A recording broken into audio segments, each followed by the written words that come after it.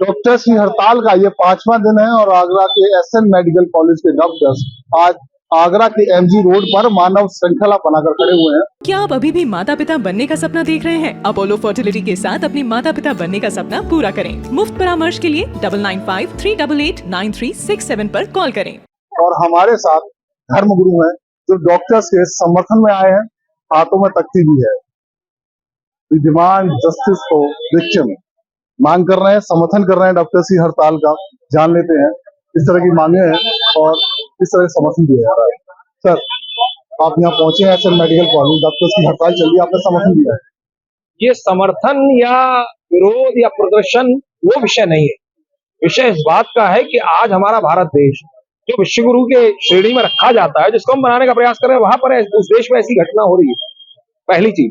दूसरा, मेरा मोदी सरकार से, भारत सरकार से और प्रदेश की सरकार से, जिस प्रदेश में जो घटना हुई है उस सरकार से मेरा निवेदन है कि वह इन सरेराह खुलेआम और जब तक इनको दंडनीय अपराध नहीं दिया जाएगा, दंडनीय से अभिप्राय फांसी पर खुलेआम नहीं लटकाया जाएगा, जब तक उसे सरेआम खुलेआम नहीं मारा जाएगा न्याय प्रणाली के अंतर्गत, तब तक क्षमा कीजिए। क्योंकि न्याय प्रणाली को लोगों ने एक मजाक का विषय बना लिया है।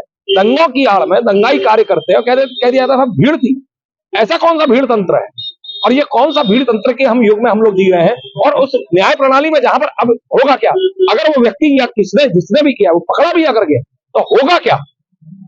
साल, 2 साल, 5 साल, 10 साल, फिर उसके बाद खत्म। इसीलिए हमारे भारत देश में ऐसी स्थितियां बनती हैं और मेरा आपके चैनल के माध्यम से सिर्फ एक ही कथन है कि अब न्याय प्रणाली तंत्र को बदलना चाहिए। खुलेआम, सरेराह और सरेआम जब तक लोगों को दंड नहीं दिया जाएगा तब तक समाज में भय व्याप्त नहीं होगा। और बिनु भय होए न पीर, भगवान राम का महावाक्य।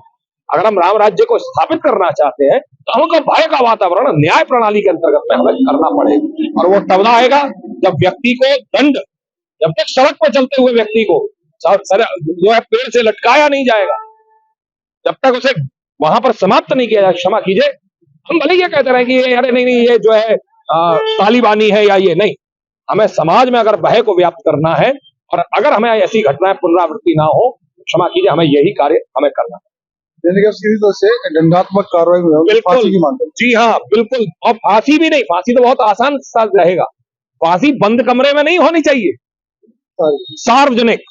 और सार्वजनिक तौर पर भी उस व्यक्ति, आप जरा उस लड़की के बारे में सोचिए, उस डॉक्टर के बारे में सोचिए जो जीवन देने का कार्य कर रही है, उसकी स्थिति, उसके साथ में क्या, उसी स्थिति में जब तक उस व्यक्ति को वहां पर ला करके सबके सामने खड़ा नहीं किया जाएगा, क्षमा कीजिए, तब तक कुछ नहीं हो सकता। दंगे की आड़ में दंगाई निकल जाएंगे। न्याय तंत्र हमारा यही कहता रहेगा साहब हम क्या करें, ऐसा हो जाए। क्षमा कीजिए, ये हमारे भारत देश का इतिहास नहीं रहा है और भविष्य भी है। सर, आपसे जानते हैं, डॉक्टर्स को धरती का भगवान कहा जाता है। डॉक्टर्स एक दर्द के कढ़ा रहे रोगी का इलाज करते हैं, उसे राहत देने का काम करते हैं, लेकिन डॉक्टर्स आज खुद सड़कों में हैं और न्याय की मांग करते हैं। ये मेरे भारतवर्ष के लिए बहुत ही शर्म का विषय है कि जो लोग लोगों की सेवा के लिए तन मन धन से अपना परिश्रम करके उनके जीवन को बचाने का कार्य कर रहे हैं, ऐसी अवस्था में अगर वो ही हमारे भारतवर्ष के अंदर शासन प्रशासन के लचर तरीके को देखते हुए अगर असुरक्षित महसूस कर रहे हैं और ये जो निंदनीय घटना हुई है इसकी घोर निंदा होनी चाहिए। ये शर्मसार करने वाली घटना है। इससे हमारे भारतवर्ष का बहुत मनोबल गिरेगा।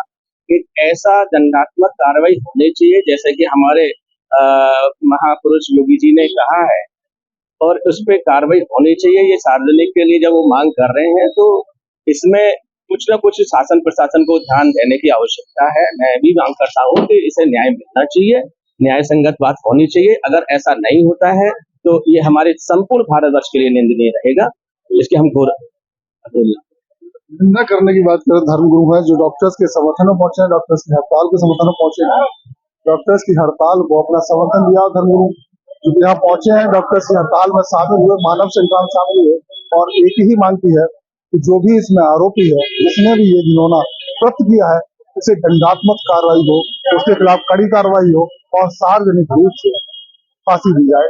धर्मगुरु ने सरकार से, प्रशासन से मांग की है।